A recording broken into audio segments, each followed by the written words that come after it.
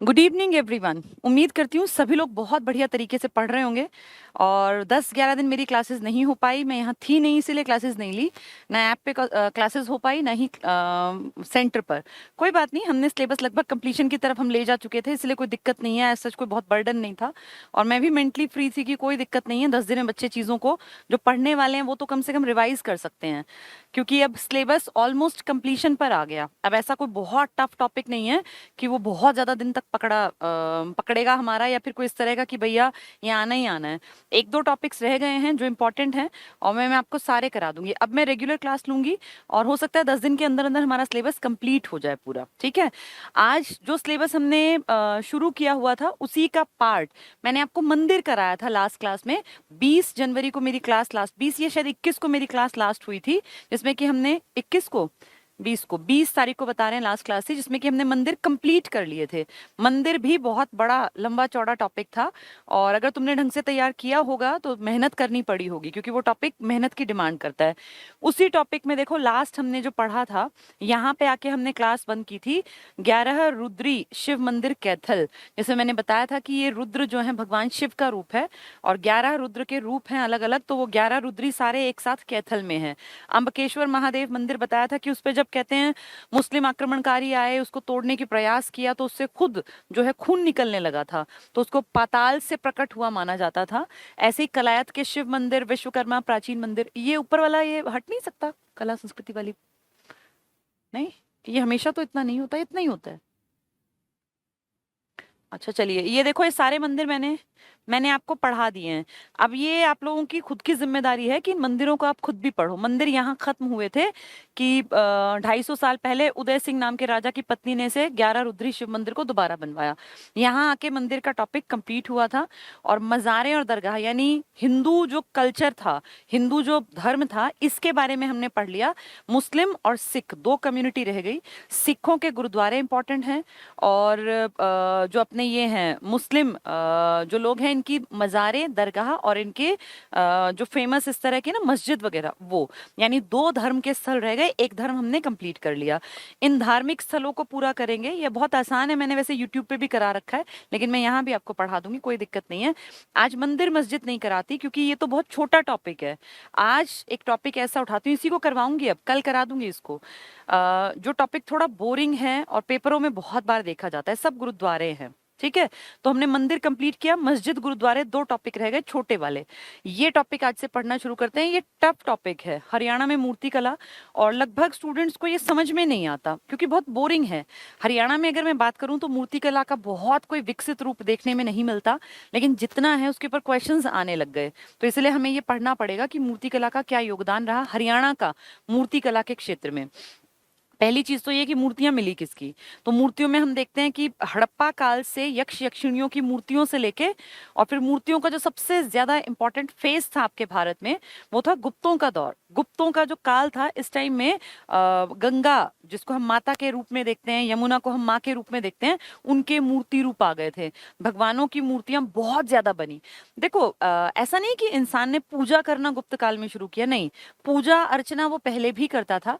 लेकिन जो आधुनिक मंदिर आज तुम देखते हो ना, जो रूप तुम मंदिर का आज ट्रायंगुलर शेप में देखते हो, जिसको हम कहते हैं शिखर वाले मंदिर, इनका वो रूप उस टाइम पर गुप्त काल में, यानी प्राचीन भारत के लगभग एंड आते आते, जब बेस्ट टाइम था, जिसको स्वर्ण काल आप कहते हैं, गुप्तों का काल था, जिसमें कि बड़े राजाओं में श्रीगुप्त है, घटोत्कच है, चंद्रगुप्त है, समुद्रगुप्त है, उसका बेटा फिर चंद्रगुप्त सेकंड या विक्रमादित्य है, फिर कुमार गुप्त है, फिर स्कंदगुप्त है। इन लोगों ने बहुत काम किया, और मंदिरों का वर्तमान जो स्वरूप आज देखने को मिलता है वो इसी काल की देन है।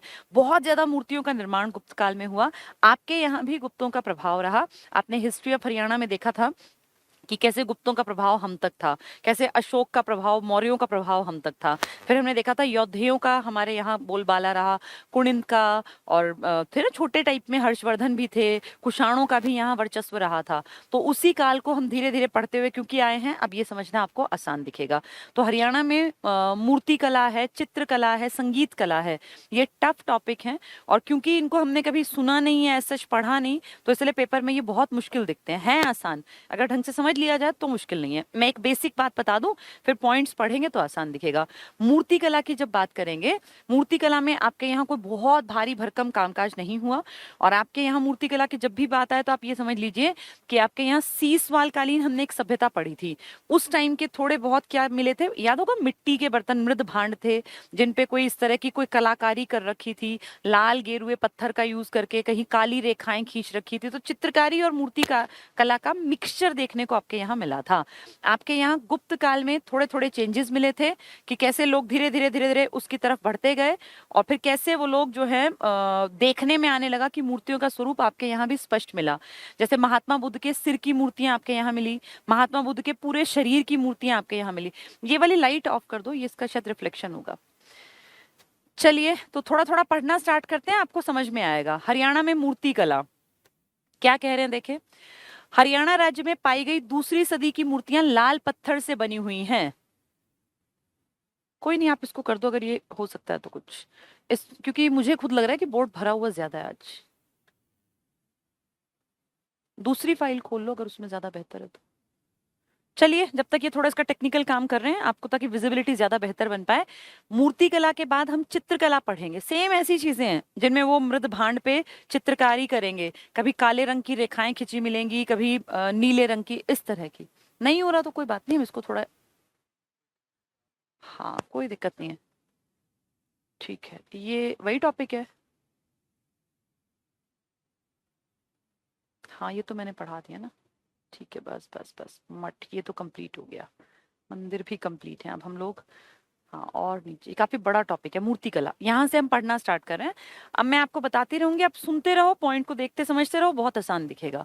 तो कह रहे हैं हरियाणा राज्य में पाई गई दूसरी सदी की मूर्तियां लाल पत्थर से बनी हुई हैं, जो देखने में अधिक सुंदर नहीं है।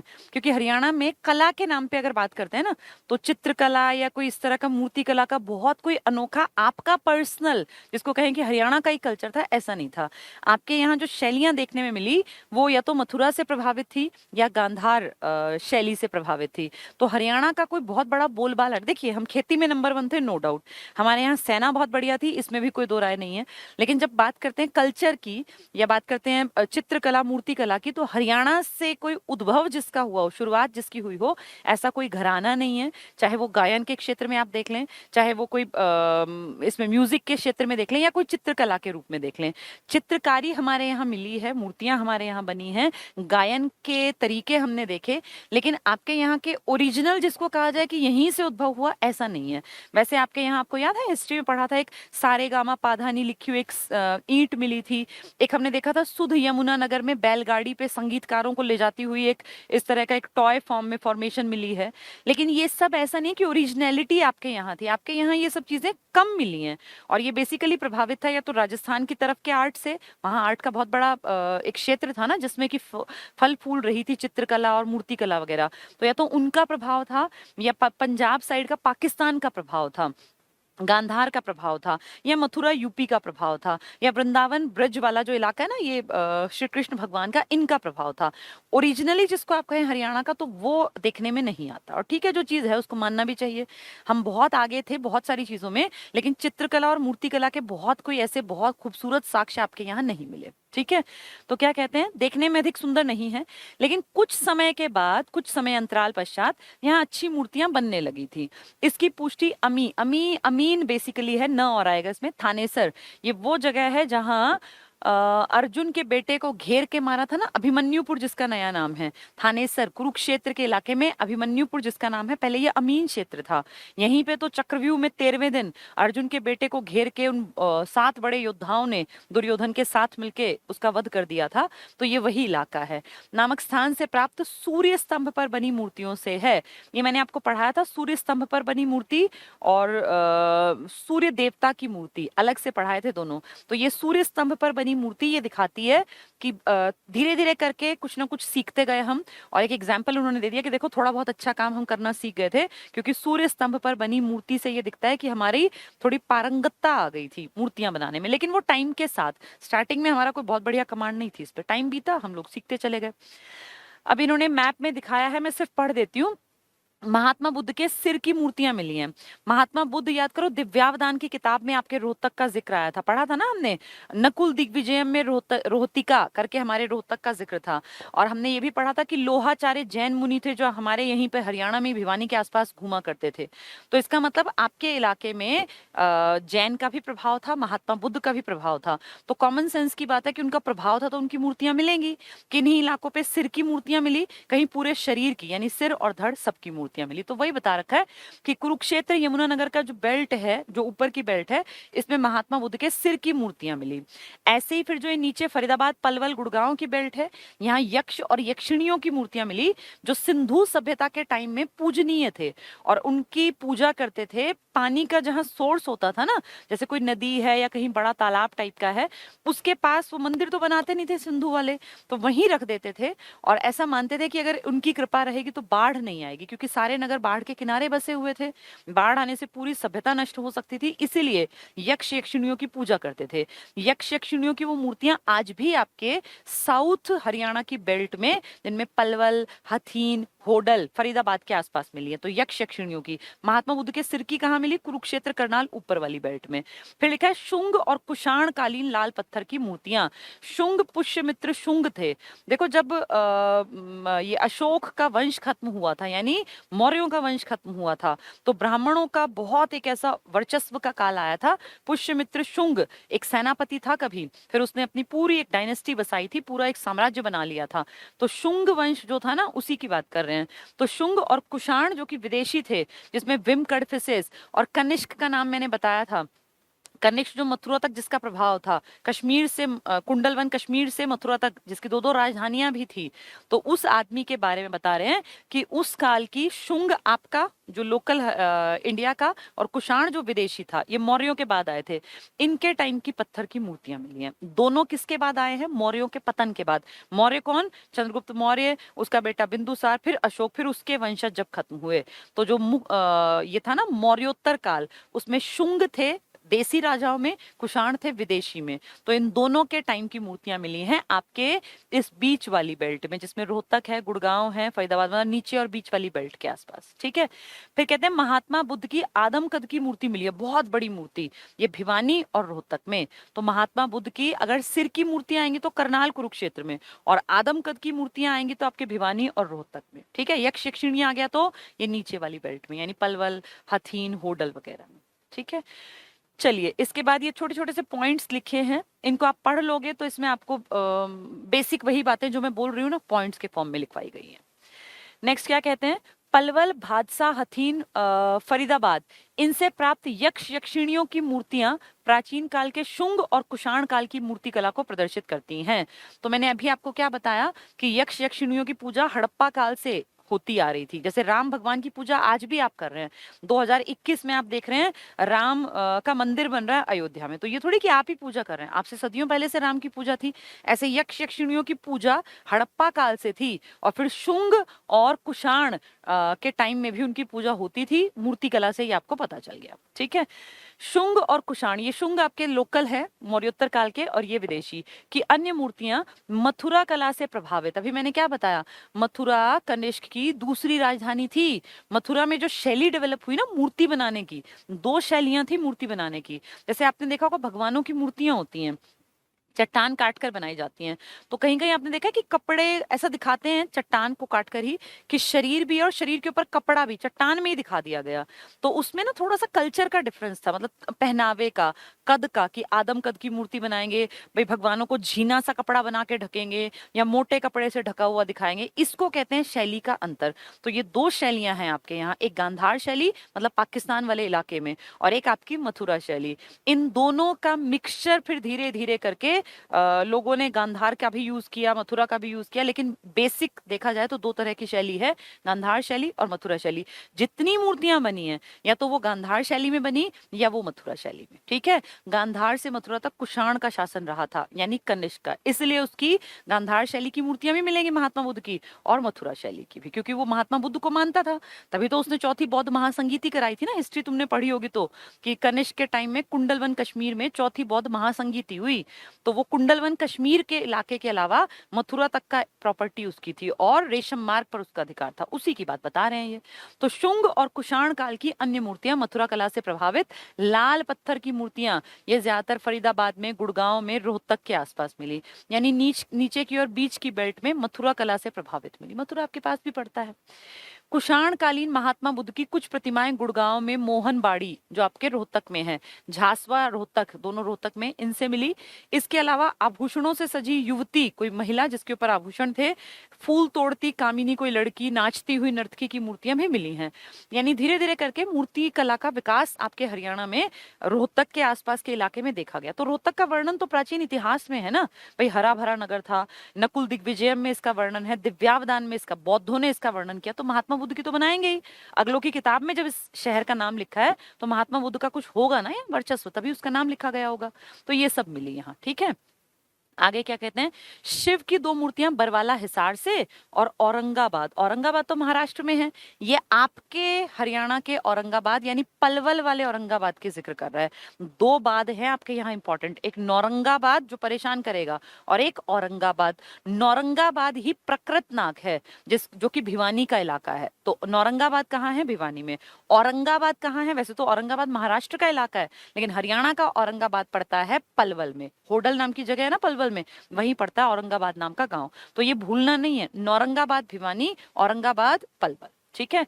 क्या कहते हैं, शिवजी की 2 मूर्तियां हिसार और पलवल, तो बरवाला हिसार और औरंगाबाद पलवल से मिली। पलवल से हथीन और वो क्या थी, यक्ष यक्षिणियों की, वही मिली है।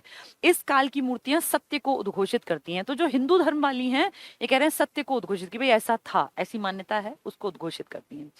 हरियाणा में मूर्ति कला का सर्वाधिक विकास गुप्त काल में हुआ। इनफैक्ट पूरे इंडिया में ही सबसे ज्यादा मूर्तियां और मंदिर बने हैं गुप्त काल में। इससे पहले थी मूर्तियां, पूजा करते थे, लेकिन जो आधुनिक मंदिर का रूप है, जो आधुनिक मूर्तियां हैं, अगर आप हरिद्वार गए हैं आपने देखा होगा, जिसको हम हर की पैड़ी या हर की पौड़ी कहते हैं, उसके ही बिल्कुल पास में गंगा की मूर्ति बना के स्थापित की गई है। तो गंगा को एक मूर्ति के रूप में, एक माँ के रूप में जो दिखाया गया, वो स्टार्टिंग से नहीं था, वो गुप्तों के काल में आया। गुप्तों के टाइम में हिंदू धर्म का बहुत ज्यादा विकास हुआ।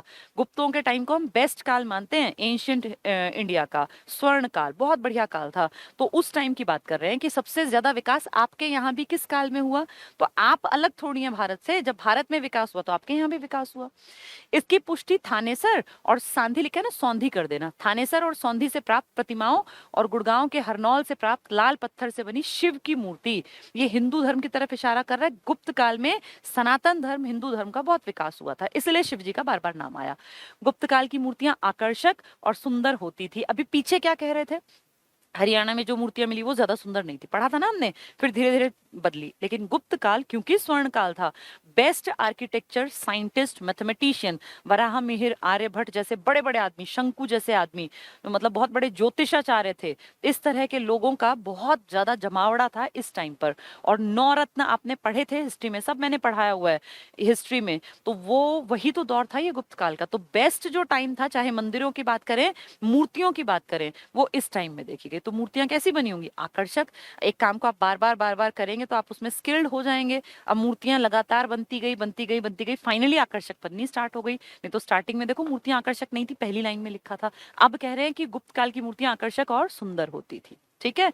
तो मूर्तियां कौन कौन सी इंपॉर्टेंट हैं, एक तुम्हें याद है शेष शैया पर लेटे विष्णु की मूर्ति थी, एक सिर्फ विष्णु भगवान की मूर्ति थी, फिर शिवजी की मूर्तियां थी, फिर सूर्य देवता की मूर्तियां। 7-8 मूर्तियां हैं जो हमें याद करनी है। प्रमुख मूर्ति जो पेपर में आती है, मैं पढ़ती रहूंगी, तुमने पढ़ रखी है। ये लिखा है यक्षिणी दक्षिणी, दक्षिणी गलत लिखा है, यक्ष यक्षिणी लिखना चाहिए, टाइपिस्ट ने गड़बड़ कर दी। यक्ष यक्षिणी साउथ की बेल्ट में, यानी पलवल होगा, फरीदाबाद होगा, उस बेल्ट में मिलेगा। तो पलवल, भादस, हथीन और फरीदाबाद उसी के तो हिस्से हैं ये, पलवल फरीदाबाद साउथ की बेल्ट। महात्मा बुद्ध की मूर्ति, अब महात्मा बुद्ध के सिर की मूर्ति कहें तो वो करनाल कुरुक्षेत्र था, पर पूरे महात्मा बुद्ध की मूर्ति वैसे तो कई जगह मिली, लेकिन फेमस है एक तो रोहतक वाली जो मेन था। तो ये ब्राह्मणवास है, थोड़ा लिखने में गलत हुआ ये ब्राह्मणवास है रोहतक में। और नौरंगाबाद भिवानी, अभी मैंने बताया ना, औरंगाबाद पलवल में है, नौरंगाबाद भिवानी में। तो महात्मा बुद्ध की मूर्तियां तो पूरे हरियाणा में मिली हैं, लेकिन मेन पूछ लें तो रोहतक भिवानी वाली ज्यादा इंपॉर्टेंट है। वैसे वैसे पूरे हरियाणा में कहीं ना कहीं मिली है इनकी मूर्तियां। ठीक है, सूर्य स्तंभ अभी पढ़ के आए थे ना, ये सूर्य स्तंभ पर बनी मूर्ति, अमीन न कर लेना इसको, अमीन जिसका अब नाम है अभिमन्युपुर। तो सूर्य स्तंभ पर बनी मूर्ति, ये बहुत इंपॉर्टेंट है।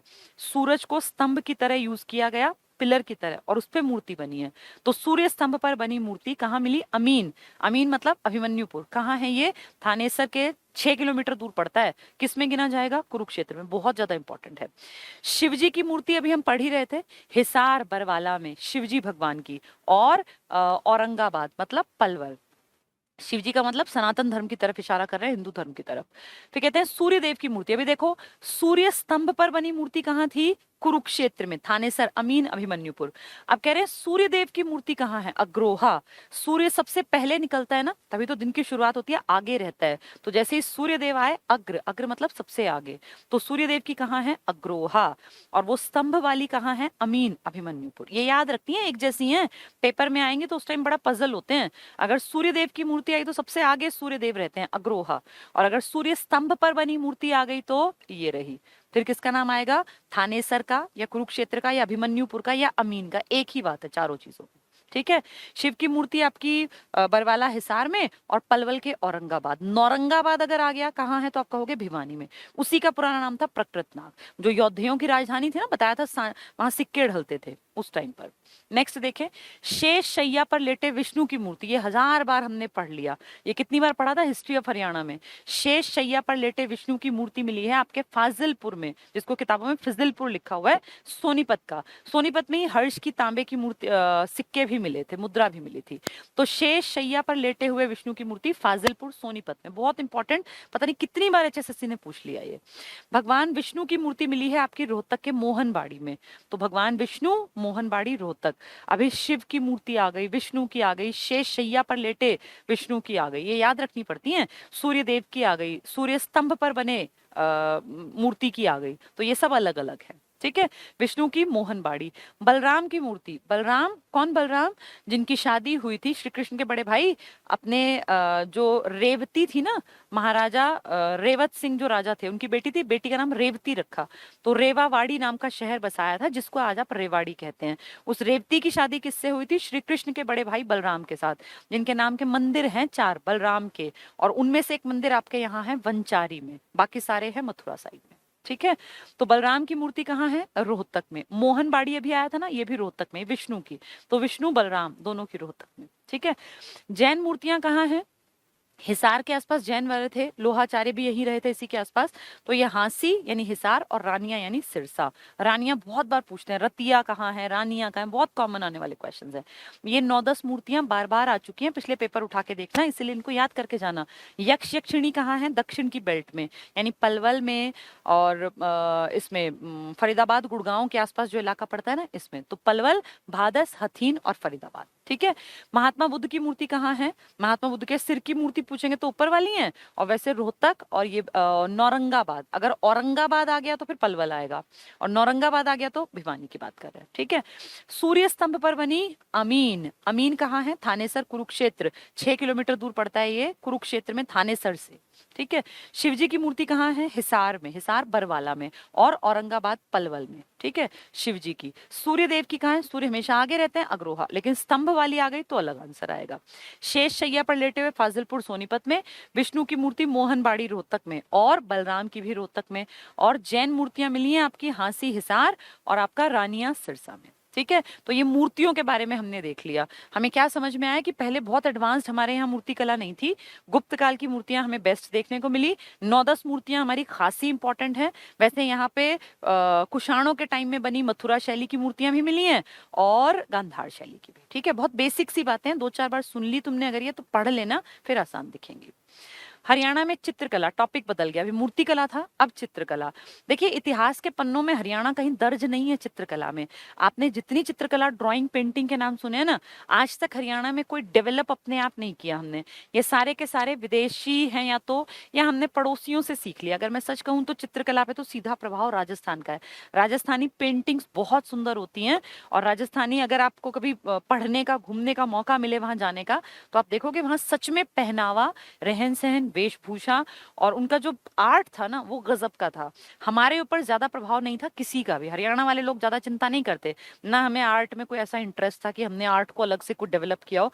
फिर भी थोड़ा सा जो रेवाड़ी के इलाके के थे ना, राव, राव जो जैसे आज भी आप जानते हैं राव सरनेम जो लगाते हैं, ये थोड़े से रिच लोग थे उस टाइम पर, इन्होंने थोड़ा बहुत डेवलप किया। अब देखो ये सब शौक कब होते हैं आदमी को, जब बहुत पैसा हो और राजा टाइप के रईस टाइप के आदमी हो। हरियाणा का कल्चर सदा से रहा था भैया अपना कमाओ और खाओ, हमारे पास फालतू टाइम पहले था ही नहीं कि हम इस तरह की चीजों में टाइम इन्वेस्ट करें। ये कोई बुरी बात नहीं है, टाइम इन्वेस्ट कर सकते हैं अगर टाइम है। अब हमारे यहाँ उतना टाइम ही नहीं था, हमारा क्या था अपना भैया खेती बाड़ी की, पेट भरा, अपने से मतलब रखा, तो हमारा ज्यादा इंटरेस्ट डेवलप ही नहीं हो पाया। अब जैसे शहरों में ही ज्यादातर बच्चों में ना हॉबी क्लब में जाने की चिंता होती है, गांव में कहाँ कोई अपने बच्चे को आज के दौर में भी हॉबी क्लब ज्वाइन कराता है। शहरों में आप देखो कोई स्विमिंग पूल में जा रहा है बच्चे को लेके, कोई हॉर्स राइडिंग में, कोई स्केटिंग करा रहा है, पता नहीं कितने दुनिया भर के एक्टिविटीज में बच्चों को रखते हैं। गाँव में आज भी आप देखो 2 महीने की छुट्टी का मतलब होता है मामा के घर चले जाना, बुआ के घर चले जाना, यही तो होता है। वहां जाके अपना भैया भैंस चराने को गया तो उसके साथ चल पड़े, मामा के साथ कहीं चले गए, फूफा के साथ कहीं चले गए, यही करते हैं हमारे यहाँ कल्चर में। तो हमारा ध्यान ज्यादा इन सब में था नहीं, फिर भी 2-4 चीज जो हमने सीख ली वो पड़ोसियों से हमने सीख ली। राजस्थान का आर्ट बहुत बढ़िया था, उसका प्रभाव हमारे यहाँ देखा गया, ठीक है। तो ये हर कोई हर चीज में परफेक्ट नहीं हो सकता ना भैया, ऐसा नहीं हो सकता कि हम हर चीज में परफेक्ट हो। अगर हम खेती में नंबर 1 थे तो कोई बात नहीं, हम चित्रकला में कमजोर सही। जो चित्रकला में बहुत अच्छे थे उनके यहाँ खेती कहाँ बढ़िया थी, वो चित्रकला में आगे थे। हम चित्रकला में नहीं थे लेकिन हम खान पान में बहुत बढ़िया थे। आज भी हरियाणा की पहचान, हरियाणा की शान क्या है, किसान ही तो हरियाणा की शान है। आज भी हम खान पान से जाने जाते हैं। हरियाणा में दूध दही का प्रदेश कहलाता है, हरियाणा को कोई चित्रकारी का प्रदेश नहीं कहता। हमारे यहाँ कोई ऐसी बहुत बढ़िया चित्रकारी नहीं थी, लेकिन दूध दही का प्रदेश था और उसमें ही हमारा ज्यादा इंटरेस्ट था, इसलिए हमने काम किया अच्छी खेती करने पर और अपनी डेवलपमेंट उस पार्ट पे। भाई जिसकी जो चीज ताकतवर होगी उसी पे काम करेगा ना। अब हम लोग यहाँ ड्राइंग पेंटिंग पे काम करते, पता चला खेत हमारे बर्बाद हो गए, तो इसलिए हमने उस पर ज्यादा ध्यान नहीं दिया, हमने खेतों से कमाया। जिनके यहाँ खेत उतने आगे नहीं थे वो बाकी चीजों में आगे निकले। तो ये हर जैसे हर उंगली बराबर नहीं है, लेकिन सब जरूरी है ना, ऐसे ही हर स्टेट की अलग इंपॉर्टेंस थी। हमारी इंपॉर्टेंस कम रही होगी मूर्ति कला में, चित्रकला में, लेकिन हमने देखो कैसे कैसे राजा, हर्षवर्धन यहीं का तो राजा था, हर्षवर्धन जिसने की जो उत्तर भारत का अंतिम प्रतापी राजा था। तो आप ये मत मानो कि हम कमजोर हैं, कुछ चीजें हमारी कमजोर हैं। हर इंसान में कुछ पॉजिटिव होते हैं, कुछ कमजोरियां हैं, तो ये हम ज्यादा कोई बढ़ा चढ़ा के नहीं पढ़ रहे कि हम ऐसे थे। ठीक है भैया, जो चीजें कम थी कम पढ़ लेंगे। तो हरियाणा में चित्रकला पढ़े। हरियाणा में चित्रकला प्राचीन काल से प्रचलित थी, हालांकि राज्य में प्रागैतिहासिक काल के गुफा चित्रों के साक्ष्य नहीं मिले। जैसे पुराने थे ना, अब मध्य प्रदेश में है भीमबेटका की गुफाएं, उनमें आज से हजारों साल पहले, 10,000 साल पहले के आदमी रहा करते थे और वो चित्रकारी करते थे गुफा के अंदर। भैया यहाँ कोई ऐसी गुफा तो मिली नहीं, तो कहाँ से चित्रकारी ढूंढेंगे, यहाँ कोई ऐसी गुफा वुफा नहीं थी। यहाँ था प्लेन इलाका, और यहाँ पे जब इंसान ने विकास किया तो उसने खेती पे काम किया, मिट्टी उपजाऊ थी ना, बीज डाला, प्रकृति ऐसी थी, मिट्टी इतनी बढ़िया थी, बारिश हुई और पैदावार हो गई। तो चित्रकारी और ये सब करने के लिए गुफाएं उफाएं हमारे यहाँ नहीं थी। कोई बात नहीं, हम और चीजों में आगे आ गए थे। किंतु सीसवाल, तो सीसवाल को हम कमजोर थोड़ी मानते हैं भाई। जब पूरा देश पढ़ता है कि हड़प्पा के से भी पहले सीसवाल थे, तो सीसवाल कहाँ थे, हमारे यहाँ तो थे। सीसवाल हिसार का इलाका ही तो था मेन। तो सीसवाल कालीन चित्रकला के कुछ नमूने मिले हैं। यहाँ से प्राप्त मृद भांड, पढ़े हुए ना मृद भांड, मिट्टी के बर्तन, याद करो उस पे काले रंग की और ये अपने लाल रंग की लकीरें वकीरें खींचते थे, तो हमने पहले पढ़ा हुआ है, वही है ये सारी बातें। क्या कह रहे हैं, पर काले और सफेद रंगों की कई प्रकार की आकृतियां बनी हैं जो तत्कालीन चित्रकला की उत्कृष्टता को प्रदर्शित करती हैं। तो सीसवाल काल के यानी हड़प्पा से भी पुराने जो बर्तन मिले उन पे लकीर खींच दी, कोई टेढ़ी, कोई मेढ़ी, कोई मछली के आकार जैसे। तो हम कह रहे हैं भैया देखो वो भी हमारा कल्चर था, वो हमारी चित्रकला थी। सैंधव कालीन चित्रकला जो सिंधु के टाइम में मिले, सिंधु नदी के आसपास जब डेवलप हो रही थी हड़प्पा, तो हड़प्पा याद करो, बनावली हमने पढ़ा था कि बेस्ट जौ हमारे यहाँ था। तो बेस्ट जौ से क्या एग्जाम्पल आया कि खेती हमारे यहाँ नंबर 1 थी। ठीक है हमारी नालियां अच्छी नहीं थी, मोहनजोदड़ो की थी, हड़प्पा की थी, तो क्या हुआ, उनका जौ बेस्ट थोड़ी था, जौ तो हमारा ही बेस्ट था। हल्के साक्ष्य आपके यहाँ बहुत बढ़िया मिले, आपके यहाँ वो मिट्टी से बना हुआ हल्का खिलौना मिला। तो जिन चीजों में हम बहुत आगे नहीं थे लेकिन बाकी चीजों में हम आगे भी तो थे, तो वही बातें कर रहे हैं। सैंधव चित्रों में भावों की अभिव्यक्ति और प्रदर्शन परिपक्व और उत्तम कोटि के हैं जो सिंधु के टाइम के मिले। मीताथल याद करो भिवानी पढ़ के आए थे, और बनावली जो पहले तो हिसार में था, फतेहाबाद में बाद में, तो सिंधु सभ्यता के समय की अनेक चित्रित वस्तुएं मिली काले मिट्टी के बर्तन पर टेढ़ी मेढ़ी रेखाओं से बनी है। तो बहुत कोई एडवांस्ड नहीं था, लेकिन ठीक है, एक काम हमने भी किया। यहाँ से प्राप्त बर्तनों पर फूल पत्तियों के चित्र बने हुए हैं। कोई मिट्टी का बर्तन है, उस पर कोई 4 लकीर खींच दी और बन गया, कोई फ्लावर बना दिया, कोई पत्ती बना दी, इतना कर रखा है। इस काल में चित्रकारी भाव प्रधान नहीं थी, कोई मतलब ऐसा नहीं कि एक्सप्रेशंस समझ में आए। तो कैसी थी? अकुशल तरीके से, यानी कोई बहुत ऐसा नहीं कि बहुत सुंदर सिस्टमैटिक, नहीं, टेढ़ी मेढ़ी रेखाएं खींच दी और हो गए बर्तन पूरे। अब बर्तन का काम तो खाने का है ना, उसमें चित्रकारी कम कर लो या खराब कर लो, क्या फर्क पड़ता है? तो हमने ज्यादा ध्यान नहीं दिया। तो अकुशल तरीके से की गई चित्रकारी है। पर उत्तर वैदिक काल में चित्रकला ने पुनः उन्नति की। फिर उत्तर वैदिक काल में धीरे धीरे सभ्यता का विकास हुआ, तो हम भी डेवलप हुए, हमने भी अपनी चित्रकला को बेहतर, वरना पहले क्या था? मिट्टी के बर्तन पकाए और टेढ़ी मेढ़ी उस पर रेखाएं खींच दी, भैया जैसी हमें आती थी बना दी। तो बहुत अच्छी नहीं थी, लेकिन फिर धीरे धीरे समय मिला हमें, हम भी लाइफ अच्छी जीने लगे, तो हमने इसमें भी विकास कर लिया, पुनः उन्नति की। 7वीं सदी में शासक हर्षवर्धन, तो हर्षवर्धन यहीं का तो राजा था। अब टाइम मिलेगा, क्योंकि बड़ा राजा है, खूब टैक्स आएगा, तो इसके यहाँ चित्रकार भी होंगे, ये खुद भी चित्रकारी करेगा। तो हर्षवर्धन एक कुशल चित्रकार थे, उसके दरबार में अच्छे चित्रकार थे। तो जब पैसा होगा, फुर्सत होगी, तभी तो आदमी चित्रकारी करेगा। अब जो ये शेर व शायरी है, जो अच्छी चीजें लिखते हैं, साहित्य पे काम करते हैं, ये कौन करते हैं? जिनके पास टाइम होता है। किसी भी स्किल को डेवलप करने के लिए समय तो चाहिए होता है ना। अब आप हर टाइम खेती करते रहेंगे, आप हर टाइम पशुओं पे काम करते रहेंगे, तो आपको कलाकारी का टाइम कब मिलेगा? अब मिट्टी का बर्तन आपने बना लिया, आपको आप खेत में काम करके आए, तो उस मिट्टी के बर्तन को सजाने का टाइम आपके पास थोड़ी, आपको तो पेट भरना है उस बर्तन को, बस उसमें सब्जी या जो भी बनता होगा उसको डाल के खाना है। लेकिन जब आप फ्री हैं, आपके पास टाइम है, आपको खेती में ज्यादा टाइम नहीं इन्वेस्ट करना, तो आप क्या करेंगे फ्री टाइम में? चले इस बर्तन को सजा ही देता हूँ, इस पे चित्रकारी कर लेते हैं। हमारे पास उतना टाइम नहीं था, क्योंकि यहाँ 3-3 फसलें होती थी साल में। अब राजस्थान साइड में क्यों डेवलप हुई? क्योंकि वहां तो साल में एक आधी फसल लेनी है। मान लीजिए 6 महीने खेत खाली है, तो खाली टाइम में क्या करें? तो लाइए मिट्टी का बर्तन, इसी पे सजावट कुछ कर दें। इसलिए उनकी डेवलपमेंट ज्यादा हुई चित्रकारी की, हमारी डेवलपमेंट नहीं हुई। हमने अपना सादा जीवन जिया। ऐसा नहीं है कि इसका मतलब ये है कि वो लोग खराब है, वो लोग अपने पार्ट पे सही है। भाई खाली टाइम का सदुपयोग तो करोगे ना। अब खाली टाइम पड़ा है तो आप कुछ ना कुछ तो करोगे। हमारे पास टाइम खाली ही नहीं था, इसलिए हमने ज्यादा कोई डेवलपमेंट नहीं किया। ठीक है। तो क्या कह रहे हैं कि अच्छे चित्रकार थे हर्षवर्धन, उसके दरबार में भी चित्रकार थे। मध्यकाल में चित्रकला का विकास होता दिखाई दिया। मध्यकाल जब विदेशी आक्रमणकारी आए, जब आपके यहाँ इस्लाम धर्म का उदय हो, तब चित्रकारी। देखो मुगलों ने कितनी सुंदर पेंटिंग्स बनवाई। आप आज भी अगर दिल्ली के लाल किले में जाते हैं, आप आगरा में घूमने जाते हैं ताजमहल में, तो आप देखना वहां पे कितना सुंदर फ्लावर्स, मतलब वो कलाकारों ने ड्राइंग बना रखी है बहुत सुंदर तरीके से। या उनको पत्थर को इतना खूबसूरत काटा गया, फिर उसमें बेशकीमती नग जड़े गए। तो उन पित्रादुरा शैली का अगर आपने नाम सुना हो, तो ये जो मध्यकाल था ना, ये लोग बहुत सुंदर ड्राइंग, पेंटिंग, चित्रकला इनके शौकीन थे। और ये क्योंकि विदेशी थे, तो बाहर तो इन सबका कल्चर था ना, जैसे जो ये इस्लाम धर्म से जुड़े बहुत बड़े बड़े जो देश थे, वहां आप देखें तो इस तरह की चीजें बहुत सुंदर, वो अपनी कुरान की आयतें लिखते थे और फिर उसको बहुत सुंदर फूलों से, पत्तियों से सजवाते थे। वो पूरे पूरे जैसे महल बनाया, उसकी दीवार में पत्थर लगवाया, उस पत्थर को मान लीजिए गुलाब के फॉर्म में कटवा दिया और फिर उसमें बेशकीमती नग जड़वा दिए, तो वो इतना सुंदर लगता था। हमारे टाइम में यहाँ कहाँ, हमने कब पढ़ा ऐसा? हमारे यहाँ ऐसा नहीं था। ये विदेशियों से हम तक आया, फिर उसके कारण हमारे यहाँ भी आ गया। तो क्या कहते हैं, मध्यकाल में चित्रकला का विकास होता दिखाई देता है, लेकिन हरियाणा में इसका विकास ना के बराबर है। भैया हमने ज्यादा ध्यान नहीं दिया। हुआ विकास, दिल्ली में हुआ, आगरा में हुआ, जो ये लाल किला बना, आगरा का जो है किला बना, लेकिन हमारे यहाँ कोई ऐसी कोई खास चीज है ही नहीं। आप देखो दिल्ली में लाल किला देखने लायक है, अगर आप जाओ कभी तो लाल किला सच में देखने लायक है। हरियाणा में आप जिसको कहते हैं हरियाणा का ताज, उसमें भी कुछ खास नहीं है। तो आपके यहाँ ज्यादा चित्रकला वित्रकला पे काम ना के बराबर। ठीक है। तो कह रहे हैं हुआ, लेकिन आपके यहाँ ना के बराबर है। हरियाणा में चित्रकला से संबंधित किसी भी स्कूल का विकास नहीं हुआ। स्कूल से यहाँ मतलब आजकल वाले स्कूल नहीं, स्कूल का मतलब होता है एक खास तरह के आर्ट को आगे बढ़ाने के लिए जब कोई संगठन, कोई संस्था काम करती है, तो हम कहते हैं ये स्कूल है। जैसे मान लीजिए कुछ चित्रकला में फूल पत्तियों की डिजाइनिंग को आगे बढ़ाए, कि तरह तरह की बेलें बने, तरह तरह के फूल बने, तो एक एक तरह का स्कूल चल रहा है, एक विचारधारा मान लीजिए।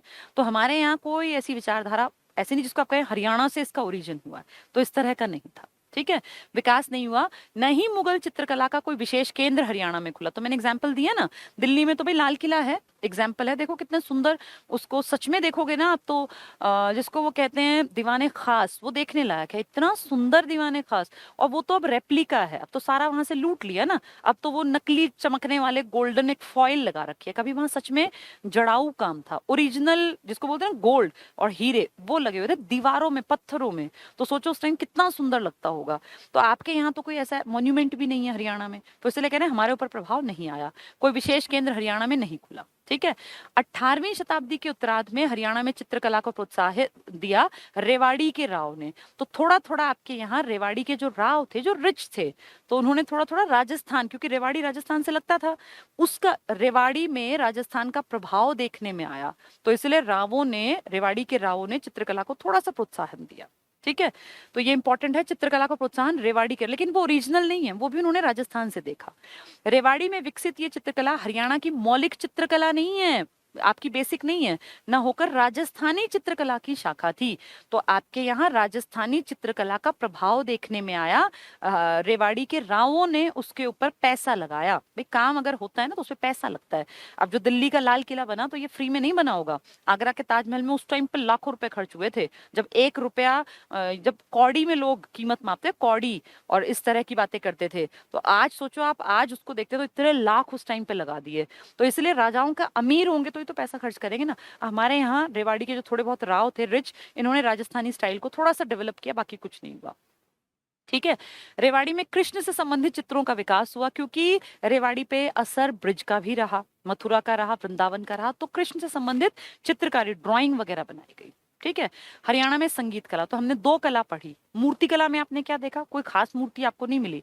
महात्मा बुद्ध के सिर की मिली, महात्मा बुद्ध के शरीर की मिली, यक्ष यक्षिणियों की मिली, भगवान शिव की मिली, विष्णु की मिली, शेष शैया पर लेटे विष्णु की मिली, सूर्य देव की मिली अग्रोहा में, वो सूर्य स्तंभ पर बनी। 9 ही तो मूर्तियां मेन थी। अब फिर आपने क्या देखा, चित्रकला, तो आपको क्या मिला, चित्रकला में हमें कुछ खास नहीं मिला। सैंधव से पहले हमने जो ये देखा सीसवाल का, इसमें वो टेढ़ी मेढ़ी रेखाएं मृद भांड पर लाल और सफेद रंग की बना देते, बस इतना ही था। उसके बाद हमने देखा गुप्त काल में देश का विकास हुआ, तो हमारे यहाँ भी चित्रकला का विकास हुआ, लेकिन आपके यहाँ स्पेशल कोई एग्जाम्पल नहीं दिखा।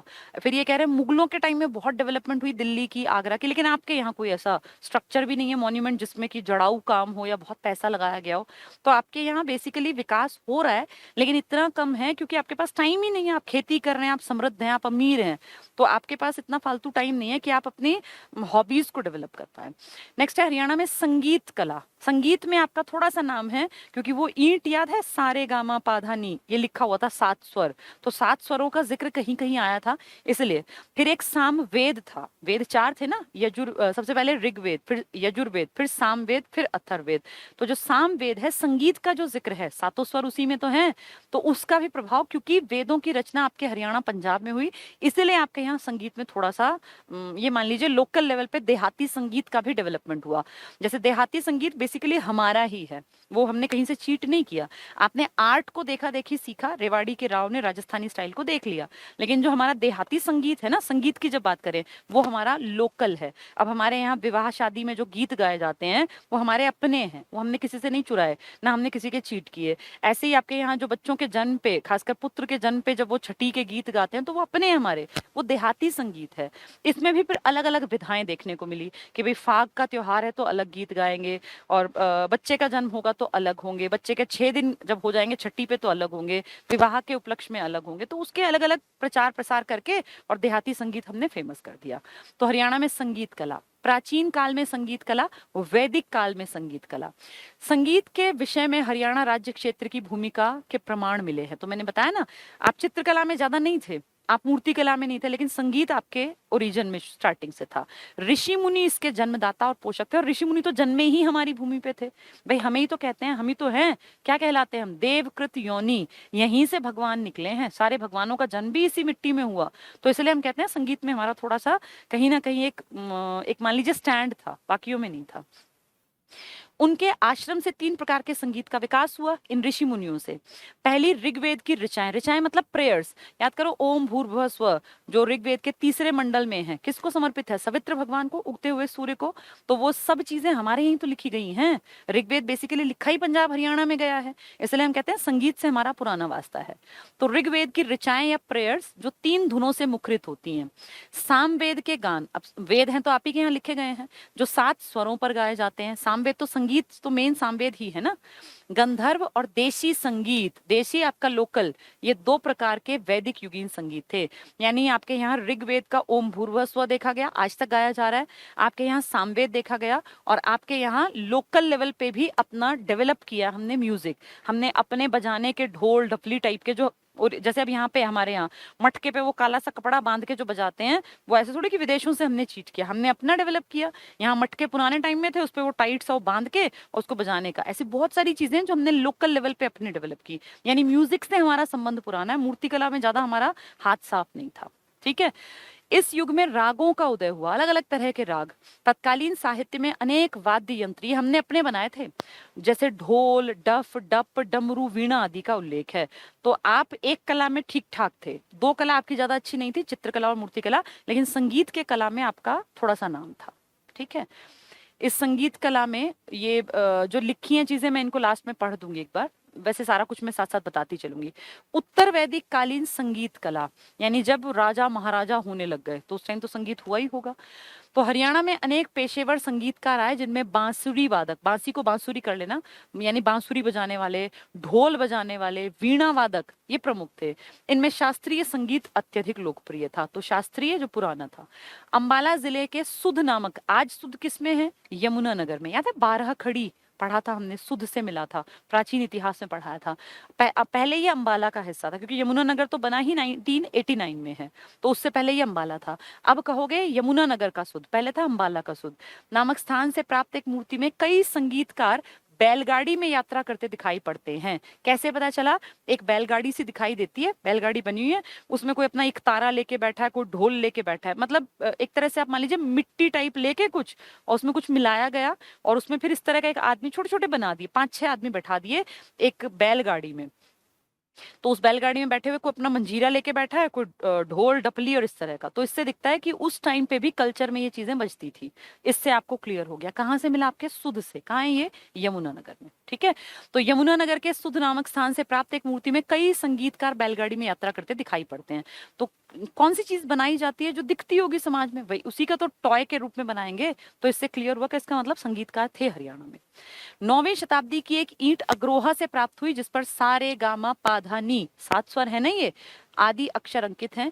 इससे इस काल में संगीत के प्रति जुड़ाव को जाना जा सकता है। भाई ईंट पे कोई नाम लिख रहा है, तो ईंट पे नाम लिख रहा है सारे गामा, इसका मतलब संगीत का इंटरेस्ट था यहाँ। तो उस बैलगाड़ी से आपको क्लियर हुआ कि संगीतकार बैठ के जा रहे, कुछ बजाने वाले, इसका मतलब दिखते होंगे वो जनता को। और दूसरा, ईंट पे सारे गामा लिखा होना, ये क्लियर दिखाता है कि उस टाइम के लोगों का अच्छा खासा इंटरेस्ट था म्यूजिक में। तो म्यूजिक में हमारा पुराना जुड़ाव था। मध्यकालीन संगीत कला, मध्यकाल, मध्यकाल का मतलब हुआ ये मुगलों का पूरा और दिल्ली सल्तनत का। एक तरफ तो दिल्ली सल्तनत में थे ही लोग और मुगलों में भी थे। उस टाइम पर आपके यहाँ भी सीही, याद करो, सीही गांव फरीदाबाद में कौन जन्मा था? सूरदास। जन्मांध थे ना, लेकिन कृष्ण काव्य का इतना सुंदर वर्णन किया कि लोग कहते हैं कि ऐसा तो आंखों से देख के कोई कृष्ण के बारे में नहीं बता सकता जितना उस जन्मांध व्यक्ति ने, यानी सूरदास ने कृष्ण भगवान की भक्ति करते हुए उनका वर्णन कर दिया, कि उनके सिर से लेके और पैर के नाखून तक को एक्सप्लेन किया बिना देखे, कभी देखे नहीं कृष्ण भगवान। तो इससे दिखता है कि उस टाइम में संगीत की भी इंपॉर्टेंस थी, क्योंकि गाया गया ये सब। तो मध्यकालीन में, इस काल में हरियाणा के संगीतकारों में सीही गांव के सूरदास प्रसिद्ध हुए, जो अकबर के समकालीन थे। वो वल्लभाचार्य के शिष्य थे, और सूरदास को मैंने आपको पढ़ाया हुआ है, जब हमने हिस्ट्री पढ़ा था ना तब इनका नाम आया था। किसके समकालीन थे? अकबर के, सूरदास। मध्यकाल में उत्तरी संगीत की परंपरा विकसित हुई, जिसमें ध्रुपद, ये गायन के प्रकार है, ध्रुपद, धमार, ख्याल गायन है, ये ठुमरी, तराना आदि आते हैं। बस ये नाम सुन लो भाई, ख्याल गायक थे हमारे यहाँ। होद खां का नाम पढ़ेंगे, कल्लन खां का नाम पढ़ेंगे, तो वो ख्याल गायक थे। मतलब गाने का एक तरीका होता है, स्वर प्रधान होता है इसमें। इसमें ऐसा नहीं कि कुछ शब्द आपकी समझ में आते हैं, स्वर प्रधान।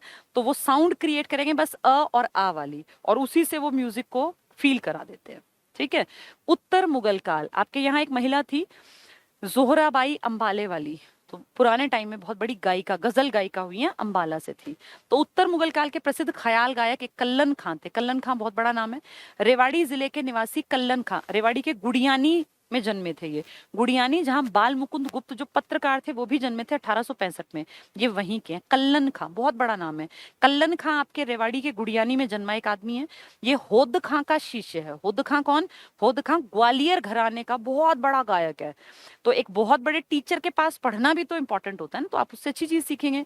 यानी ग्वालियर घराने का एक आदमी है जिसका नाम है होद खां, उसका एक स्टूडेंट है जिसका नाम है कल्लन खां, वो आपके हरियाणा के रेवाड़ी के गुड़ियानी का है। समझ में आ गया? ये ग्वालियर घराने का बहुत बड़ा नाम है होद खां, जिसका शिष्य है कल्लन खां, जो हरियाणा के रेवाड़ी के गुड़ियानी से संबंधित है। यानी ये ग्वालियर घराने का संगीत गाते होंगे। आगे देखें तो ग्वालियर घराने के प्रसिद्ध ख्याल गायक होद खां, हद्दू खां ही होद खां है। ये आपके यहाँ का नहीं है, इसका शिष्य आपके यहाँ जन्मा है जिसका नाम क्या है? कल्लन खां। कहाँ? रेवाड़ी के गुड़ियानी में। तो ये कल्लन खां ग्वालियर घराने के प्रसिद्ध ख्याल गायक, ख्याल एक तरीका है गाने का, ख्याल, ठुमरी, तराना, ये तरीके हैं। इनमें उतार चढ़ाव होता है लय का, सुर का, और ये ज्यादातर ये स्वर प्रधान होते हैं, इसमें शब्द नहीं होते। आ का यूज करके बस ये लोग, कभी तुमने अगर देखा हो नेशनल टीवी पे ना, कई बार ऐसे बुढ़े बुढ़े से लोग गा रहे होते हैं, वो कुछ नहीं गा रहे होते, एक भी शब्द नहीं बोलते, बस वो अ और आ को ले जाके कभी ऊपर कभी नीचे, कभी ऊपर कभी नीचे, ऐसा। मतलब हमें तो लगता है यार क्या बोरिंग गा रहा है ये आदमी, लेकिन वो उसको फील कर सकते हैं जो लोग समझते हैं, हमें तो समझ नहीं ना उसकी। तो हमें बस ये याद है ख्याल गायक था कोई ग्वालियर घराने का। ख्याल एक टाइप समझ लीजिए, जैसे ना भाई टाइप, जैसे हम कहते हैं ना भाई ये गाना जो है ये क्लासिकल है, म्यूजिक है, इसमें जो है मान लीजिए कोई रैप सॉन्ग है तो बहुत स्पीड से गाया जाएगा, या कोई सैड म्यूजिक है, इतनी बातें समझ में आती है ना, उसी टाइप को आप समझ लो। एक ख्याल गायन कोई तरीका है, कोई इसमें तराना गाने का तरीका है, कोई इसमें इस तरह से और अलग अलग चीजें, ऐसे कई घराने भी हैं, ये म्यूजिक की अलग अलग विधाएं हैं। तो ग्वालियर घराने का एक आदमी है होद खां, को बड़ा आदमी, उसका शिष्य आपके यहाँ है जिसका नाम है कल्लन खां। कहाँ जन्मा है? रेवाड़ी के गुड़ियानी में। ठीक है, होद खां के शिष्य थे कल्लन खां का बेटा, इसका बेटा भी इससे सीखेगा। पुत्र हाफिज खां भी प्रसिद्ध ख्याल गायक थे। यानी दो आदमी आपके यहाँ हैं, एक का नाम है कल्लन खां और एक का नाम है हाफिज खां। ये बाप बेटा है कल्लन और हाफिज। कल्लन खां ने किससे सीखा? होद खां से। होद खां कौन? ग्वालियर घराने का ख्याल गायक है, तो उस जैसे होंगे ये भी। इन्होंने पहले मैसूर में और बाद में इंदौर दरबार की शोभा बढ़ाई। तो दरबारों में रखते थे इनको, दरबारों में जैसे ही नहीं था तानसेन था, अकबर के दरबार में था, ऐसे ही जैसे हर्षवर्धन के दरबार में था बाण भट्ट, ऐसे ही जैसे समुद्रगुप्त के दरबार में था हरिशेन। तो ये जो हमारे यहाँ थे ना कल्लन खां और ये होद खां जो ग्वालियर वाले थे, इनके फिर कल्लन खां का बेटा हाफिज खां, इसका इतना बड़ा नाम है कि इंदौर और मैसूर के दरबारों में रहे थे ये। तो ये शान की बात है कि हमारे यहाँ का एक आदमी वहां के राजाओं ने अपने यहाँ गायन के लिए रखा, कि भाई जब गाने का मन करे सुनने का तो ये गाते थे। तो ये बड़े आदमी थे। हाफिज खां किसका बेटा है? कल्लन खां का। कल्लन खां किसका शिष्य है? होद खां का। कौन से घराने के हैं? ग्वालियर का। क्या गाते हैं? ख्याल। ठीक है, 4-5 क्वेश्चन बनेंगे बस इसमें से। चलो, ये 3 चीजें तुम्हें समझ में आई। हमने मूर्ति कला देखी जिसमें हम ज्यादा आगे नहीं थे, हमने चित्रकला देखी जो हमारी बहुत अच्छी नहीं थी, लेकिन रेवाड़ी के राव ने चित्रकला राजस्थानी से थोड़ी बहुत सीख ली, उसको बढ़ावा दिया। हम किसमें ठीक ठाक थे? संगीत में। कैसे कह सकते हो? एक तो वो बैलगाड़ी में संगीतकार, भाई ढोल ढपली लेके बैठे हैं, इसका मतलब बजाते होंगे उस टाइम पे लोग, देखते होंगे, सुनते होंगे। और एक सारे गामा लिखा हुआ वो ईंट, इससे आप कंफर्म हुआ। सीही गांव में जन्मा सूरदास, एक आदमी जन्मांध है लेकिन अकबर का समकालीन है और फेमस है, जिससे आपको पता चला। अंबाला वाली जोहराबाई गजल गायिका है। फिर होद खां, कल्लन खां, हाफिज खां, ये सब चीजें दिखाती हैं कि आपका थोड़ा सा नाम था संगीत कला में। लेकिन मूर्ति कला में हमने कोई विशेष योगदान नहीं दिया, ना ही चित्रकला में। फिर भी चित्रकला में रावों का राजस्थान की तरफ से थोड़ा सा योगदान मान लीजिए। और मूर्ति कला में आपकी जो है कोई बहुत बड़ी मूर्तियां तो नहीं है, पर वो 9-10 जो मूर्ति पढ़ी थी वो पढ़ के जाना। ठीक है, ये 3 कलाएं हमने देख ली। बहुत बोरिंग टॉपिक है, मुझे भी पता है, लेकिन फिर भी सीखना पड़ता है। अब क्या करें, पेपर में कुछ भी आ जाए तो पढ़ना पड़ता है ना। अब मुझे इतना है कि तुम्हें समझ में आ गया होगा। अब जब पीडीएफ से या किताब से पढ़ोगे ना तो ऐसा नहीं लगेगा कि हाय कुछ भी नहीं आ रहा। अब पढ़ोगे तो तुम्हें लगेगा कि हाँ मुझे याद हो रहा है, क्योंकि कोई अगर समझ बन जाए ना किसी टॉपिक की तो फिर वो आसान दिखने लगता है। अगला टॉपिक है हरियाणा में लोक संगीत, लोकल लेवल पे। अब तक तो हम पढ़ रहे थे ख्याल, ठुमरी, तराना जो हाई लेवल पे थे। अब आ गए आपके लोकल लेवल के, जो आप सब जानते हैं, आपने सुन रखे हैं, आपकी दादी के मुंह से, आपकी नानी के मुंह से, वही है ये। हरियाणा में लोकगीत की परंपरा प्राचीन काल से समृद्ध रही है। लोकगीत में हम कम नहीं थे, हम आज से नहीं, हम सदियों से गाते आ रहे हैं। लोकगीत जिसको दुनिया जाने ना जाने, हमारे लेवल पे हम अपने हर त्योहार पे, अपने घर में हर जब भी कोई अच्छा ओकेजन हो, कोई फेस्टिवल हो, चाहे बच्चे का जन्म हो, छठी हो, शादी हो, ब्याह हो, तो इस तरह के गीत हमारे यहाँ आज तक प्रचलन में है। और आज से नहीं, पुराने टाइम से वो लोक गीतों का प्रचलन रहा है। लेकिन इनका ओरिजिन कहाँ से हुआ या किसकी देन है, या कोई इनका ऐसा कि आप कहेंगे भाई एक विशेष शैली है, ऐसा नहीं है। हर लेवल, लोकल लेवल पे अपने आप औरतों ने, आदमियों ने डेवलप कर लिए, यही लोक संगीत की विधाएं बन गई। तो हरियाणा में लोकगीत की परंपरा प्राचीन काल से समृद्ध, पहली बार ये शब्द पढ़ रहे हो समृद्ध, नहीं तो तुम क्या पढ़ रहे थे अभी कि हमारा कोई योगदान नहीं है, हमारे यहाँ कुछ डेवलप नहीं हुआ, हमारे यहाँ मौलिक नहीं था। अब पढ़ रहे हो तुम लोकगीत में तुम समृद्ध हो, ठीक है। यहाँ संगीत से संबंधित रागों का नाम गांव के नाम पर रखा गया। तो आपके यहाँ ना जैसे सारंगपुर है, तो सारंगी बजाने की तो होती है, उससे सारंगपुर बन गया। ऐसे बहुत सारे एग्जाम्पल हैं। उदाहरण के लिए चरखी दादरी में सारंगपुर है, वृंदावन, ताड़ी, असावरी, ये गाने बजाने की चीजें हैं। मालकोश, हिंडोला, नंदगांव, इन सबका संबंध संगीत से है। राज्य के लोक संगीत को दो भागों में बांट दिया गया। पहला शास्त्रीय संगीत। शास्त्रीय मतलब जो पुराने टाइम के कैरेक्टर थे ना, कोई बड़े बड़े, मान लीजिए कोई सीता के ऊपर कोई गायन है, या मान लीजिए कोई द्रौपदी के ऊपर है, या कोई इस तरह के बड़े कैरेक्टर, तो हमने कहा ये शास्त्रीय है, उनके बारे में हमने गाना सीखा। और दूसरा था लोक संगीत या देहाती। देहाती लोकल, जैसे हमारे घरों में अब भी शादी ब्याह में गाए जाते हैं। तो शास्त्रीय संगीत ऐसे गीत जिनके अधिकांश विषय पौराणिक होते हैं। भाई राम भगवान ले लिया, कोई कृष्ण का किस्सा ले लिया, कोई जयद्रथ का वध ले लिया, कोई सीता दमयंती के बारे में बता दिया, या सावित्री का किस्सा ले लिया, हरिश्चंद्र का, तो ये है पुराने टाइम के पौराणिक। फिर कुछ होते हैं लोकल। तो क्या कह रहे हैं ये विषय पौराणिक, जैसे बारह मासा, जयमल फत्ता, ये लोक संगीत, ये पुराने हैं, ये पुरानी फेमस कहानियां हैं। लोक या देहाती संगीत क्या है, आपके लोकल घरों वाला, जो आज भी आपके घरों में शादी ब्याह पे सुनते हैं हम। सामान्यतः इसका संगीत सामाजिक घनिष्ठता की अंतः सांस्कृतिक विशेषताओं से बना रहता है। इसका मतलब है सोसाइटी के जहां आप रहते हैं ना, उन लोगों के बीच में ज्यादा फेमस होता है। इसका कोई साइंटिफिक लॉजिक नहीं होता। आप ये नहीं कह सकते इस जैसे आप कहते हैं भाई इस विधा का जन्म फलां घराने का है, इनका कोई घराना वराना नहीं है। ये लोगों ने अपने मजे के लिए डेवलप किया, चलो भाई गीत बनाते हैं, तो ऐसी कोई विवाह के नाम पे गीत चले, फिर लोगों को अच्छे लगे, उसमें दो चार लाइन अगले गांव वालों ने चेंज कर दी, किसी ने कुछ बदला, किसी ने, तो अपने लेवल पे अपनी खुशी के लिए जिस संगीत को हमने डेवलप किया वो हमारा लोकल संगीत है, उसी को लोक संगीत कहते हैं, ठीक है। सामाजिक घनिष्ठता मतलब सोसाइटी के बीच में एक अच्छी बॉन्डिंग। इसमें पौराणिक कथाएं भी हम गा देते हैं, पूरन भगत, अपने लेवल के, बहुत बड़े पे नहीं, अनुष्ठानिक गीत किसी अनुष्ठान पे, गाथा गीत किसी की बड़ाई टाइप के, लेकिन ऐसे नहीं कि नेशनल लेवल पे जाने जाए। इनमें जय, जयवंती, पहाड़ी, भैरवी रागों का अपने लोकल लेवल पे, साइंटिफिक नहीं होता, इसका यूज करते हैं। अहीरों द्वारा, यानी यादव, यानी ये रेवाड़ी के आसपास वाले द्वारा गाए जाने वाले कुछ गीतों में राग पीलू का, तो राग पीलू का उपयोग अहीरों ने किया है। 12 अर्ध स्वर, स्वरकों को स्वर बना लेना, ठाठ का प्रयोग करते हैं। तो इसमें स्वरों का और इस तरह का यूज किया जाता है। ये ऐसा जैसे एग्जाम में कैसे आएगा, वो कह देंगे राग पीलू अधिकतर किस क्षेत्र में गाया जाता है, तो आप याद करना। अहीर मतलब कौन सा इलाका हुआ, रेवाड़ी वाला। रेवाड़ी के राव ने ही चित्रकला राजस्थानी को आगे बढ़ाया ना। पीलू राग अगर आ गया, लोकल है देहाती, कहाँ टिक करोगे, अहीर। अहीर मतलब रेवाड़ी वाले, ठीक है, ये पॉइंट याद रखना। अब हमारे लोकगीत क्या हैं, तुम सब जानते हो, मुझे कुछ बताने की जरूरत नहीं है, फिर भी पढ़ लेते हैं। हरियाणा में विभिन्न अवसरों पर गाए जाने वाले प्रमुख लोकगीत। अगर तुमने एचएसएससी के पेपर दिए हैं तो देखा होगा, बहुत बार क्वेश्चन आया, बहुत बार, लोकल गीतों के ऊपर भी। खासकर खोड़िया नृत्य तो बहुत ज्यादा बार आता है, और छठी का भी आ चुका, पीलिया भी आ चुका, और इस तरह के गीत जो लोकल लेवल पे है ना, ये खूब आते हैं, तो इनको पढ़ लेते हैं। विवाह गीत, विवाह के अवसर पर गाए जाते हैं।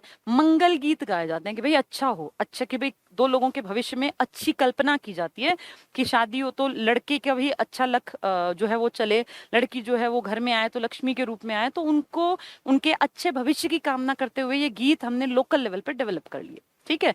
तो निकट पारिवारिक संबंधी जैसे जीजा साली, भाई अपने रिलेशंस जो होते हैं, देवर भाभी, इस तरह के, ये किस तरह के गीत होते हैं, हास परिहास, कि इसमें लोग जो है उस फेस्टिवल, मान लीजिए ना शादी ब्याह तो एक तरह का त्योहार ही तो है, उसको मजे के साथ जिए, तो उसमें हंसी ठिठौली है, मस्ती करते हैं, तो घर परिवार इकट्ठा होता है तो उनको अच्छा लगता है, पड़ोस की औरतें आती हैं, तो एक तरह से एक ये मान लीजिए एंटरटेनमेंट का साधन है, हास परिहास करते हैं। लड़के के विवाह पर बनड़ा और घोड़ी के गीत, लड़की के विवाह पर सुहाग के गीत गाए जाते हैं। तो वही है बेसिकली कि अच्छा एनवायरनमेंट क्रिएट करने के लिए विवाह के गीत बने हुए हैं। फिर ऐसे बच्चे के जन्म पर, बच्चे में मेनली तो लड़के के जन्म पर गाए जाते हैं, और बच्चे के जन्म पर फिर जो इस तरह के गीत हैं पेपर में आ जाते हैं। ये पीलिया आया हुआ था एक बार HSSC में, तो जच्चा गीत है, पीलिया है, बधाई है, आशीष। अब ये शब्दों से तुम पकड़ जाओ कि ये सारे बच्चे के जन्म से जुड़े, पुत्र जन्म से बेसिकली जुड़े हुए हैं, ठीक है। फिर उसके बच्चे के अच्छे भविष्य के लिए करते हैं इस तरह की बातें, इनकी रीडिंग मार लेना, कुछ नहीं है इसमें। होली के गीत क्या होते हैं वो भी आप जानते हो, फागुन में जो होली होती है, फाग का जो त्योहार खेला जाता है, होली से 15 दिन पहले भी मनाया जाता है ना।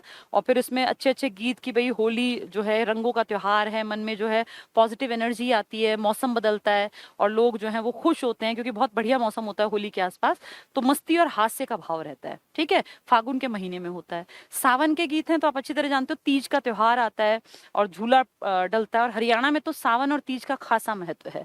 सावन के महीने में बादल, वर्षा, झूला, खेत और तीज के गीत गाए जाते हैं।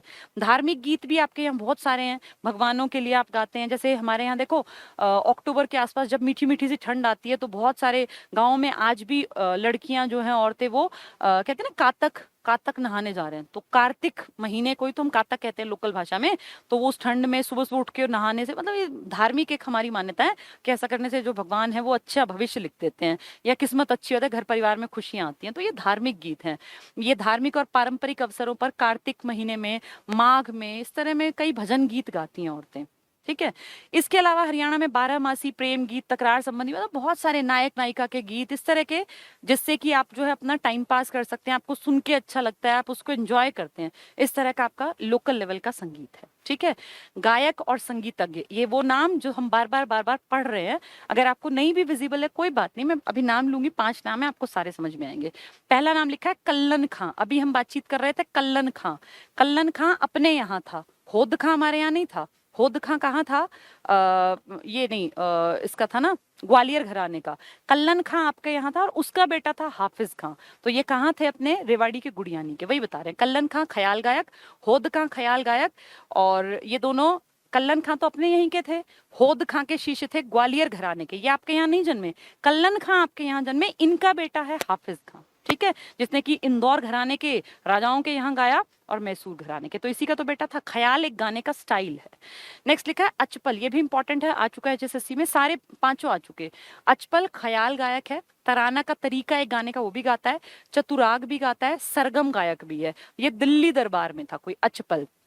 तो जैसे आपके यहाँ ख्याल का कल्लन था, हाफिज था, ऐसे ख्याल प्लस अचपल, ये ख्याल प्लस तराना और इस तरह के और भी कई चीजें, चतुराग वगैरह, ये किसने गाए? दिल्ली दरबार में अचपल नाम का एक आदमी था, ठीक है। जोहराबाई अंबाले वाली थी ना, गजल गायिका, जो उत्तर मुगल काल में कहलाती है। वैसे कहते हैं कि बॉलीवुड के स्टार्टिंग का जो फेज था उस टाइम तक ये थी। पंडित जसराज, बहुत बड़ा नाम, स्वर सम्राट की उपाधि से जिनको विभूषित किया गया, हिसार में जन्मे थे अकॉर्डिंग टू HSSC। लेकिन जिस गांव में जन्मे थे, पीली मंदोरी या पीली मंडोरी गांव, तब वो हिसार में पड़ता था। अब वो हिसार के बाद जब फतेहाबाद बना 1997 में, 15 जुलाई 1997 को जब फतेहाबाद नया जिला बना, तो वो पीली मंदोरी या पीली मंडोरी गांव फतेहाबाद में गिना जाता है। तो अगर पूछे पीली मंदोरी गांव तो आपको टिक करना है फतेहाबाद। लेकिन अगर पूछे स्वर सम्राट पंडित जसराज, तो HSSC ने जितनी बार पूछा उन्होंने हिसार को ठीक आंसर माना। तो उससे जोड़ के देखें तो फिर हिसार टिक करना है। स्वर सम्राट की उपाधि से सम्मानित, बहुत इंपॉर्टेंट।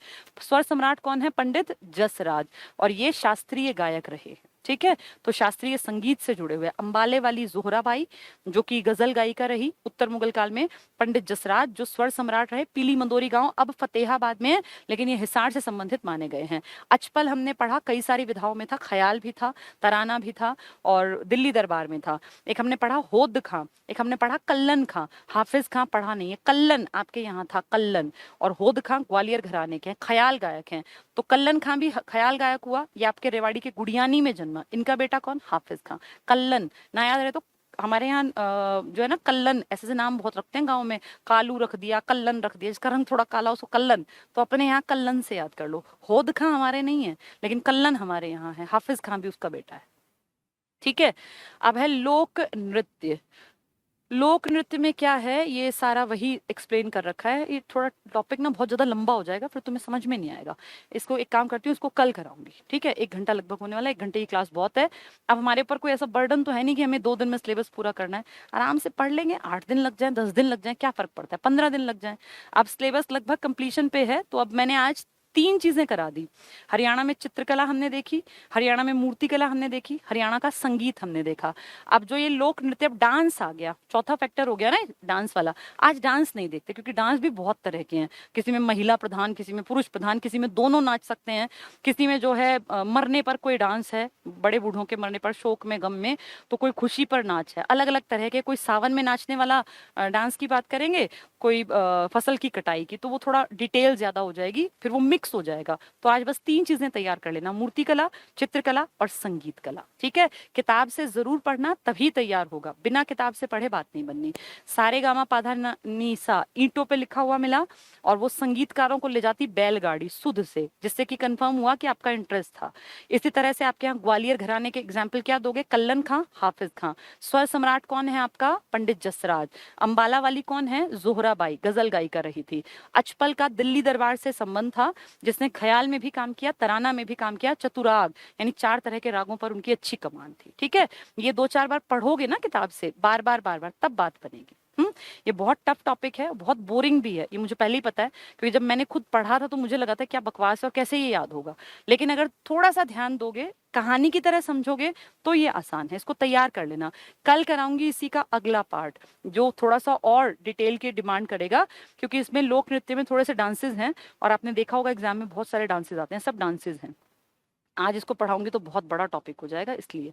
फिर वाद्य यंत्र पढ़ेंगे कल, बजाने में जैसे 1 तारा है, 2 तारा है, सारंगी, बांसुरी, इनकी रीडिंग मार लेंगे, फिर ये आसान दिखेगा। एक बार रीडिंग भी हो गई ना, तो फिर आसान है, ठीक है? फिर लोक नाट्य, जैसे हमारे सांग और ये सब हैं, हर बार क्वेश्चंस आते हैं, ये पढ़ेंगे। इससे अगला टॉपिक, तो ये बहुत सारी चीजें एक जैसी हैं। फिर स्वांगी, कुछ खास जो इन्होंने बहुत बड़े बड़े काम किए, 4-5। फिर उसके बाद फिल्म जगत, फिल्म से पहले ये पूरा हो जाएगा ना, इसके बाद गुरुद्वारे और मस्जिद कर लेंगे, ताकि सब चीजें दिमाग में ऐसे खिचड़ी सी ना पक जाए। आज हमने एक तरह की चीज पढ़ी, कल हम उसी का सेकेंड पार्ट पढ़ेंगे, फिर वापस उठा के गुरुद्वारे और मस्जिद पढ़ेंगे, फिर उसके बाद हम पढ़ेंगे ये वाला फिल्म जगत। क्योंकि ये सब चीजें ना बहुत छोटी होती हैं, इसमें कोई ऐसा कॉन्सेप्ट बहुत तगड़ा दिमाग में नहीं बनता, ये फैक्ट फैक्ट फैक्ट होते हैं, इन्फॉर्मेशन। तो वो अगर सारी एक जैसी एक दिन में पढ़ेंगे तो भूल जाएंगे। इसलिए इनको किश्तों में तैयार करना चाहिए, कि पहले एक ऐसा टॉपिक तैयार किया, फिर दूसरी तरह का, फिर पिछले वाले का हिस्सा, फिर अगले वाले का, ठीक है? तो ये सबसे बड़े टॉपिक्स में था आपका कला वाला, आर्ट एंड कल्चर। लेकिन अगर ये तैयार हो गया ना, तो कम से कम 2-3 क्वेश्चन हर बार देखना उठा के, आप इनके बारे में आते हैं, और 2-3 क्वेश्चन बहुत टफ लगते हैं बच्चों को। तो इनको तैयार करने का एक सिस्टम है, एक तरीका है।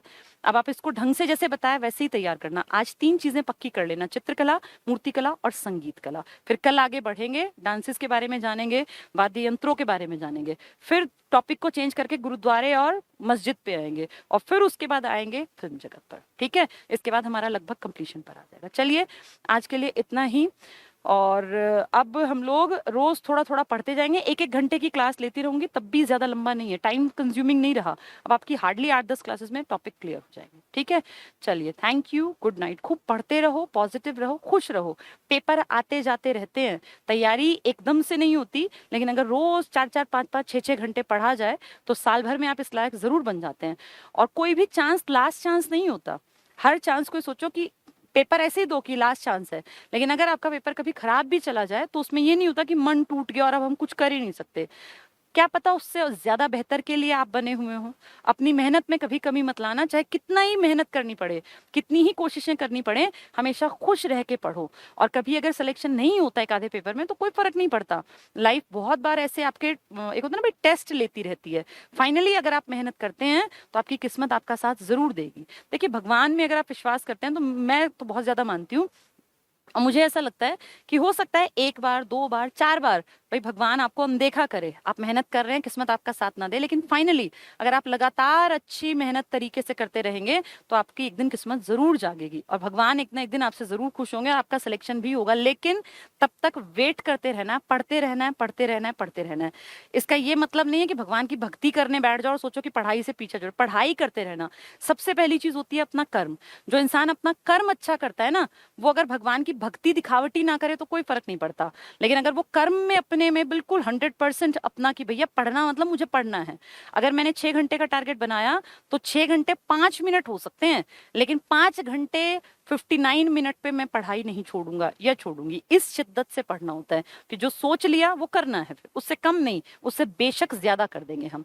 इस हिसाब से पढ़ोगे तो साल भर में तुम इस लायक जरूर बन जाओगे कि कहीं ना कहीं सिलेक्शन ले सको। और ढेर सारे फॉर्म्स निकलते हैं, अपॉर्चुनिटीज हमेशा आती हैं, बस अपने आप को तैयार कर लो। और वो तैयारी साल, सवा साल लग सकता है, 1.5 साल भी लग सकता है, क्योंकि बेस का बहुत फर्क पड़ता है आपकी तैयारी पर।